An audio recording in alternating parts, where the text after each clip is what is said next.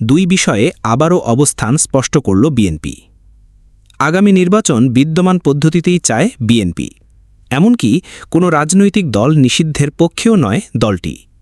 এ অবস্থায় যদি নানা ইস্যু সৃষ্টি করে নির্বাচন বানচাল করার চেষ্টা করা হয়, তাহলে তা রাজনৈতিকভাবে মোকাবেলা করার পক্ষে মত দেন নেতারা।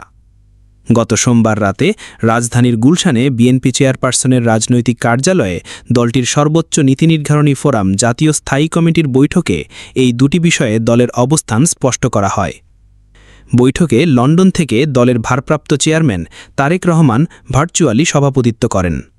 বৈঠকে বিএনপি নেতারা বলেন, সাধারণ মানুষ পিআর কি তা বোঝে না, সংবিধানেও পিআর পদ্ধতির কথা নেই, বাংলাদেশের প্রেক্ষাপটে তা বাস্তবসম্মত নয়। বৈঠকে বলা হয়, তারা যেমন আওয়ামী লীগের অপকর্ম গণহত্যার বিচার চেয়েছে, তেমনি জাতীয় পার্টিরও অপকর্মের বিচার হতে পারে। তবে মব তৈরি করে অস্থিতিশীল পরিবেশ সৃষ্টির কোনো কিছুকে বিএনপি সমর্থন করে না, সমর্থন করবেও না।